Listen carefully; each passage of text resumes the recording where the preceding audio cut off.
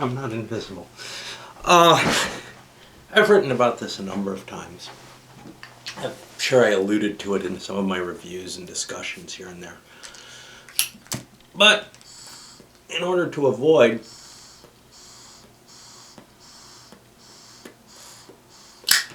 my duty in terms of game playing, I wanted to chatter about something, and this was the last thing I was thinking about, which is the great question of what is and what isn't a wargame. Okay, so obviously we all have in the hobby our own understanding of this. We don't need somebody to tell us. But we all, or many of us, find ourselves in different camps, different arguments of this. And, I'm not telling you, damn it, if it ain't my way, it ain't any way, or anything like that. Because, whenever I'm speaking, it's my opinion, right? When I'm talking about games, when I'm talking about politics, when I'm talking about anything, it's just my opinion. So I don't want anybody, to go all off thinking that I'm like, this was kind of my worry, why I've never done this, but I've done it on so many damn things. What the hell? I'll do it on one I care about a lot, which is this whole idea. So I started, I guess, trying to categorize what is and what isn't a war game. Maybe as far back as in high school. I'm not sure. It's hard to tell. Back then I started out on war games. And they led me to role-playing games. And by war games I mean the SPI, S&Ts, and then some of the Avalon Hill stuff and whatever. Led me into the role-playing games. And the role-playing games led me to playing and gaming with people who maybe, weren't wargamers to begin with, had come to the hobby of role-playing directly, or God knows how else you got there. You pretty much got there through war games or directly. And then maybe got to war games from there. And some of the role players, and I don't think this was, I don't think this happened much when I was in high school. I think it came later on when I was in college. Expressed a dislike of war games. They had seen war games. They didn't like them. War games were these hex encounter type things, like I got here. Yeah, that's what I'm avoiding. God knows how that works. I mean, I just picked it up by the tripod and pointed. I'm so clueless with the camera. But war games were things that kind of looked like that. But obviously, you could pull something like Empires and Arms, Europa Universalis later on, even, I don't know, Axis and Allies. And there seemed to be something similar.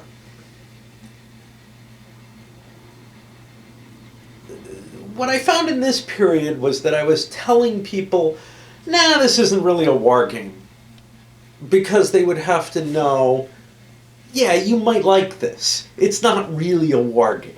I couldn't pass Imperium Romanum 2 off as not a war game. I had to convince them other ways. But I could pass off Empires of the Middle Ages as not a war game. I could certainly pass off Britannia as not a war game. History of the World is not a war game.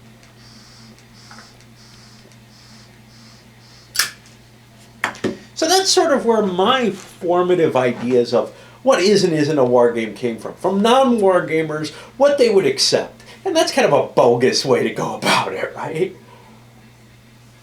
I've ended up classifying warish games that they would accept with the term wimp games.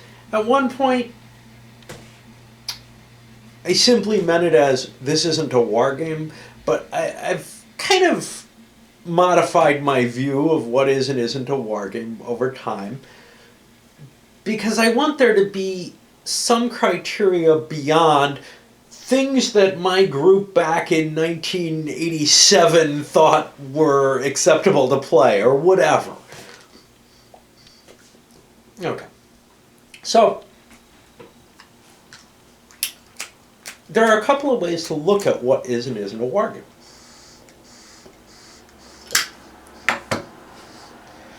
One way is to say there's going to be a clear definition. There's a lexical or semantic definition of what a war game is.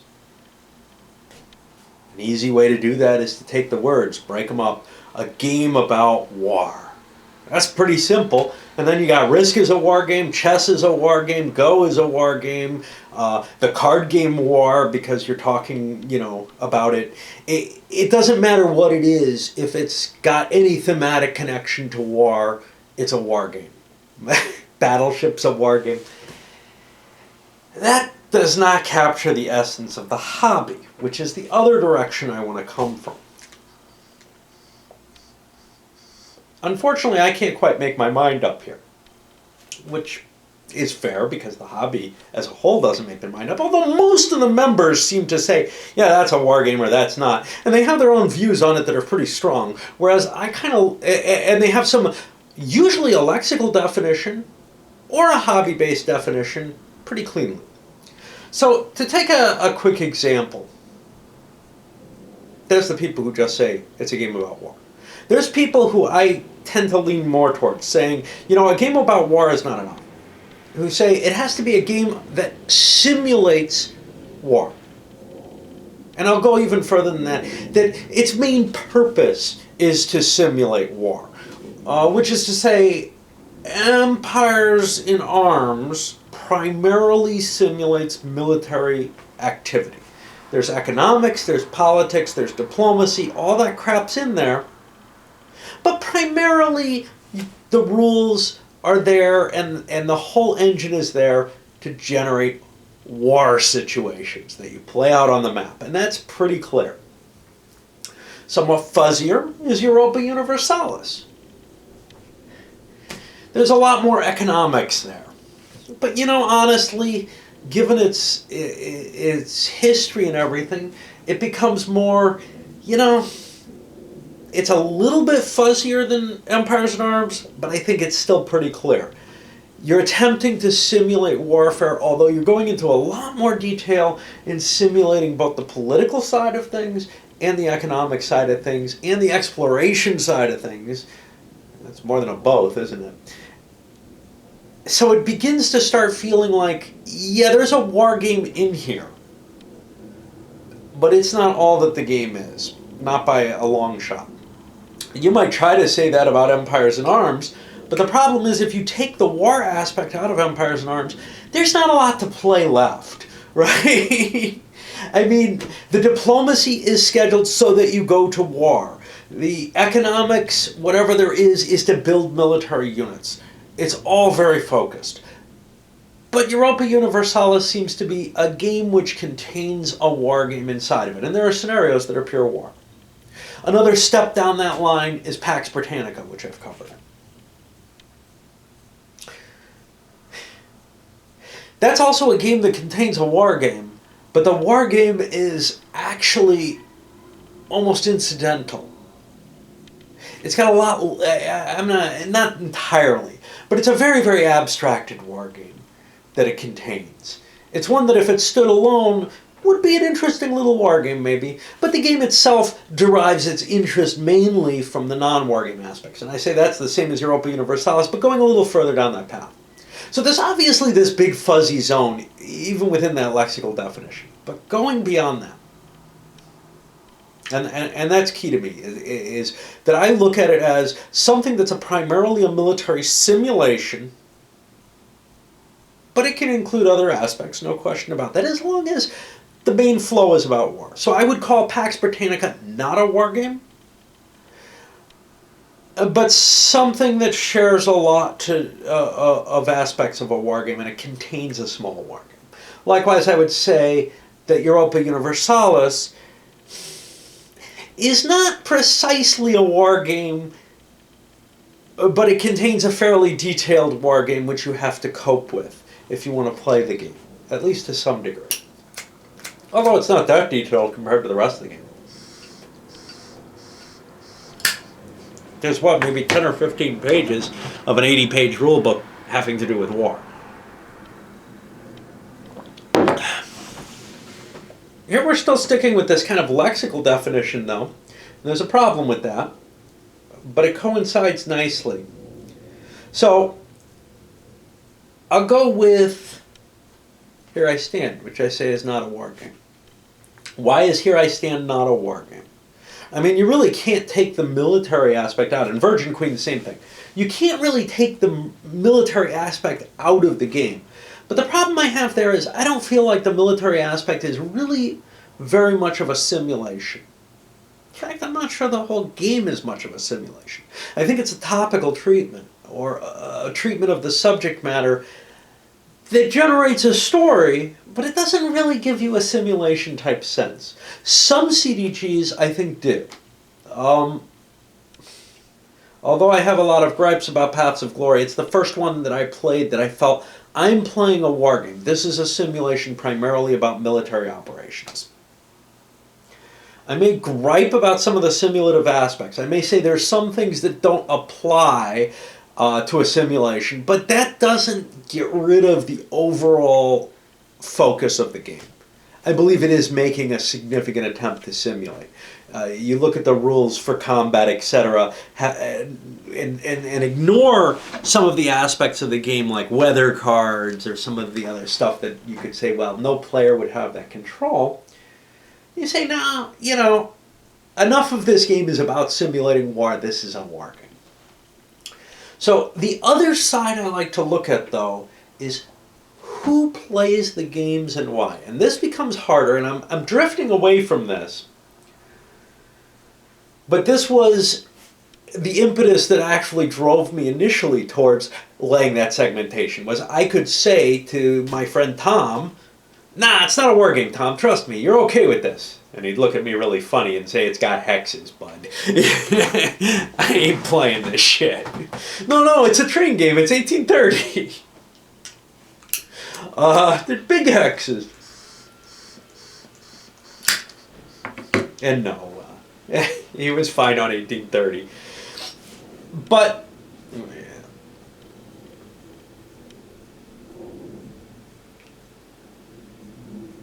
I guess the idea there is that the hobby has a life of its own. So every player in the hobby plays certain games. Some of them play Carcassonne, some of them play bridge, some play golf.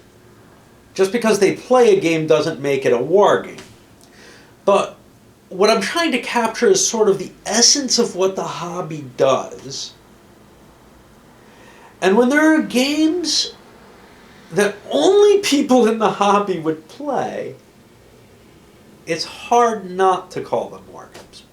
But the problem there is, okay, what do I mean? Would play or do play? So if you're talking about do play, sounds almost French, outdoor survival. Who the hell else is going to pick up that game and try it? It's not that it's terribly difficult, but it was really a market that mainly wargamers saw. And nowadays, maybe other people are kind of interested in it. But for the most part, an Avalon Hill game, what the hell else do you call it? And you hear that sometimes, and I say, well, boy, I better not go down that road too far, because I do not want outdoor survival to be called a war game. Likewise, I'm afraid of things like Kingmaker being called a war game. But again, Avalon Hill game, what the hell? Who else is going to play it? Well, that's the whole thing. If you introduce that game to non-war gamers, they like it. And if you look at it from the more semantic definition, it doesn't really appear to be a significant, serious attempt at simulating any of the events of the Wars of the Roses. It gives you a framework and a sort of topical feel to the War of the Roses. But you don't feel like you're taking actions based on the inputs that make sense. I mean, you're running around, you're grabbing royal heirs. That's weird to begin with, that there are victory conditions or whatever. But that's not enough to discount it, I think. The biggie here is it doesn't simulate the military side particularly. It abstracts it more than certain other asides. It's more of a diplomacy kind of light game. And I say it's in a fuzzy area, as is Britannia, as is Axis and Allies, although I think Axis and Allies is more of a wargame than most other things. And frankly, Axis and Allies caused me no end of grief. And I know, I never make much sense in these things. Because my mind doesn't make much sense, to tell you the truth. Axis and Allies is a weird situation because when Nova published it, no one but wargamers would have known about it, right? It certainly had that capacity, as does Britannia, to go beyond what your standard traditional wargamers, and when I say wargamer, I mean board wargamer, because I consider miniatures wargaming a completely separate hobby that shares some people. There's people who are in both hobbies. There's a danger there too. And this hobbyist side of it has gotten me into a lot of trouble in my own head. Like with all things, you know, I never, oh boy, let's not make absolutes here, especially when I'm saying what I'm going to say, which is I never like to stick to an absolute without any change, without any willingness to change, without any confusion on my part. Everything that I hold is confusion and chaos, right? So, I mean, if I look at something, if something's interesting enough to discuss, it's interesting enough that I don't have conviction about it. You know, I don't have to discuss gravity. I know that's going to fall, right? We're not going to have a philosophical discussion about whether or not my lighter's going to fall, or whether or not it should, or whatever, unless I start thinking otherwise. So if I'm going to discuss something like this, whether I do video or even just in person, because I don't like, it doesn't make sense to me to have small talk. Yeah, nice weather there, right? What are you going to say about it? Yeah, it's weather. It's nice. It's there. You know, there's nothing to discuss. It might trigger some story that's of interest, but in and of itself, it's not a worthwhile conversational topic.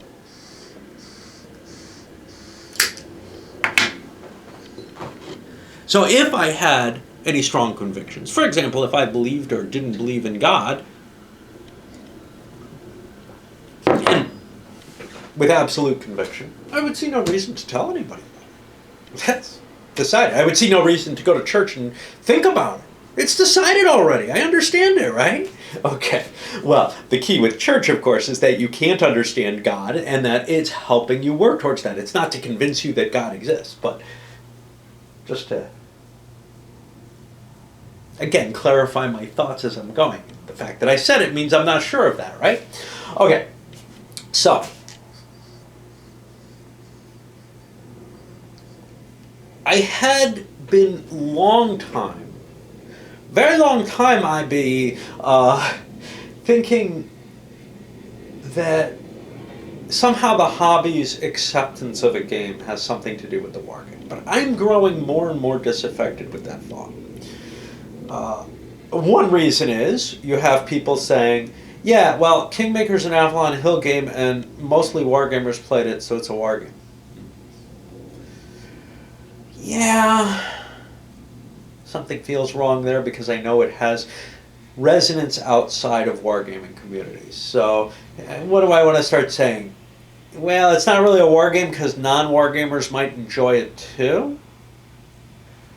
Well, that's getting really, really out there, but I could kind of see that. But then I start splitting hairs where I'm trying, in order to decide whether something's a wargame or not, to decide if some hypothetical group of people might or might not like the game until I have further evidence.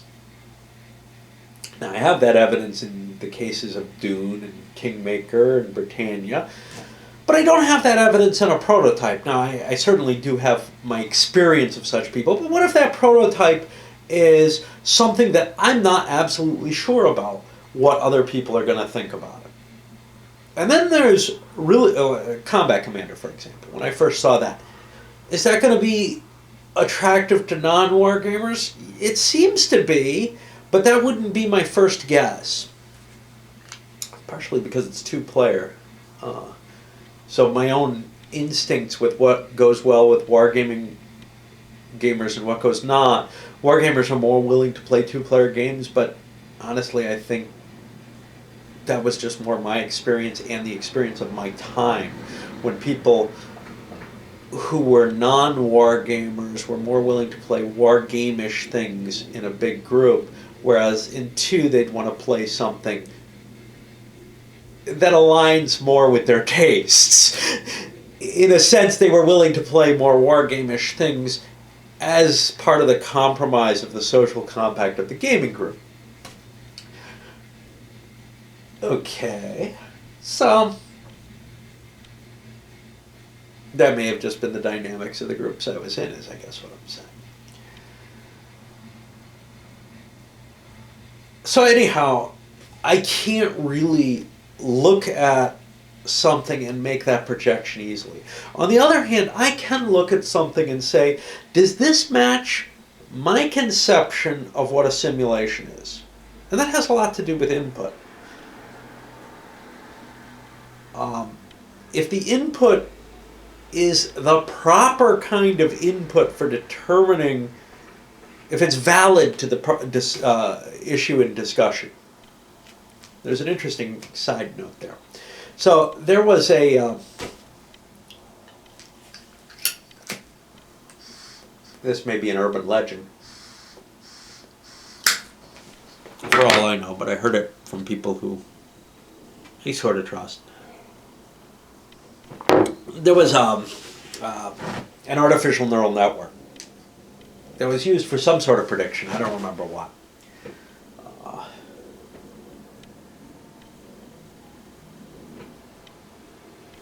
And they fed a bunch of input into it during the training period. And eventually it got very good at coping with what it was dealing with. And they moved it to another campus or something to show how great it was. And it failed utterly. And what they learned was that it was actually taking input from the environment that it was based on. And somehow, this was a hardware artificial neural net. And somehow using that environment to aid in its calculations, and when the environment shifted, when the temperatures, whatever, changed, essentially it affected the circuitry's behavior. And it was really kind of an amazing thing that you have to kind of build a temperature-controlled situation. So one of the inputs that it ended up taking was, hey, it is in the wrong environment. Kind of like if you try to do mathematics, you could be very good at maybe, I don't know, working out some graph theory problems, but you wouldn't be so good if you drank a bottle of scotch first. You might come up with a bunch of garbage. I've seen it happen. So what you're kind of saying is, well, okay, there's invalid inputs, right, to what you're performing in terms of the inputs going into the model. Some of them may not reasonably apply. And in that case, if I'm looking at the game as a model and saying I want a simulation that can provide me with some insight and a decent story that's believable, which is really my goal, well, the inputs should be valid, right? And that's where passive glory kind of goes bad for me. I've mentioned this a lot of times on the boards, is, okay, great. It does not make sense as any aspect of either the Entente or the Central Powers that I should be able to control the weather. That's a minor thing. It's a flaw in the simulation. There are other flaws in other simulations. There's no, that doesn't completely degrade its value as a simulation. It's one piece that takes away from it. Other pieces might be knowledge of where the game must inevitably go. Again, passive glory with the event cards, I know what the path of the game is going to be by the event cards. But I'm breaking that in almost every single war game. Okay? Europa Universalis certainly has that. I know what the events that are likely are going to be. The real world isn't like that. You have this blank slate of things where those events that are coming are the big shockers, the twists, the turns. Whereas here, they can be largely expected and planned for. Excuse me. But nearly every wargame has that. If I set up Terrible Swift Sword, I know right from the beginning I'm going to be fighting one heck of a big battle, and I also know the kind of time period when the reinforcements are going to come. I know how well certain commanders are. I know what the odds of certain attacks are before I make them. I know a lot of stuff that is just part of the abstraction of the simulation. And all of that stuff is a flaw in the simulation in that I'm not making decisions in the manner in which that input should really be collected. I might be making firing decisions based on an odds table. Now, when it's good, when the simulation is kind of decent, when that odds table represents real decisions underneath it and isn't break-offs at 2 to 1, 3 to 1, whatever, then I don't notice the incongruities so much, and that's okay. Where it falls apart is exactly where anybody notices them, right? I mean, it may not be me, it may be someone else notices them, and there's a flaw there because of that, even though I can put that out of my mind. Likewise, if I notice something and you don't, there's still a flaw there because it didn't convince me. Of course, the flaw might be me, I might be too stupid, right? That's always my worry with like 1830 and until I start seeing all the different stock market attempts and realize everybody's kind of blundering around with these, trying to come up with something, but they all have their own, little pretend model, none of which really work.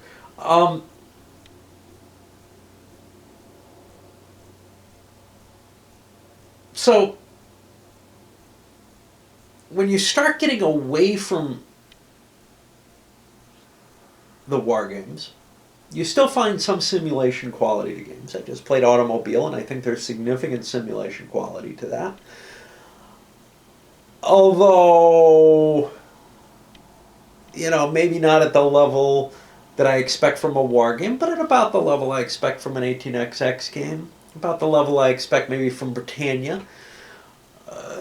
I wouldn't, it probably wouldn't qualify as a war game, so I wouldn't call it an economic sim. I think there are some. I think Star Trader is one, for example. There are very few, though. But I would call it more related to the topic than, say, most Euros are. So it's closer to that simulation. I feel like the inputs I'm making, the decisions that I'm making in that game, are closer than, say, the decisions that I'm making in a game of Twilight Imperium 3rd edition, where one of my decisions is... So here's the problem. So one of my decisions in Twilight Imperium around this role selection is what I was going to hack on. But I'll tell you, now I'm thinking about Automobile, why is it I can only do 3 things? Why is it that I can generate, 3 showroom dealers, or build a factory with money, or do this? Why can't I do all of that? Why isn't it just kind of... What is the limit? What is all that modeling, and why isn't it more specific? Why is it just every turn I have 3 actions? And okay, I've just leveled a criticism I should have thought about while I was reviewing the game. And likewise, in most traditional war games, why is it you get to move your pieces and then I get to move mine? That doesn't make any sense. Why is it that there's plotted movement? That doesn't make sense either because we have reactive capabilities, right? If I'm moving my force this way and you're moving your force this way, well, it certainly isn't I move and then you move and you might hit me in the flank, and it's not you move and then I move and I might hit you in the flank, but it also isn't necessarily this, where we both plotted our movement and we crash into each other, or maybe we plotted our movement and I slide over here. It's we're both moving and we see and react to one another. There's an opportunity situation at all times, and some games take care of that by adding opportunity fire, opportunity movement, this, that, and the other, and it helps. But it also adds layers and layers of complexity, something that should be fairly reasonable and understandable. I guess this is why some people are saying we need real-time simulation type feels in our board games. Well, that's tough to do, right? You have it. SFB does it, as long as you don't use plotted movement. And a number of other games where Knights of the Air does it in its own way. Although it has kind of weird pulsy gamey thing. But the thing is that we're having to put up with a certain degree of gaminess to our games anyway. Surprising that, no? But if there's some sort of, there's going to be some gray line sitting there for each one of us as to what makes it a simulation and what makes it not. Ignore whether or not that relates to whether it's a war game or not. I know some people believe war games are games about war and simulations are something separate, and there's an overlap between them. There are war games that are simulations and there are ones that aren't, and that's fine. It's just, no matter what, there's going to be that gray line with whether or not something's a simulation. And I guess one of the problems I have is, well, wherever you put me, you know, whatever I'm going to define my war games as, because I'm relying on simulation, and simulation is something that is as subjective a decision as war game, well, you know, one day I might decide something's a war game, one day I might not, or whatever. So yeah, you know, I'm just trying to give some of my confusion about that, as I do about most things, really. And I think I've gone on enough about it. Probably too much.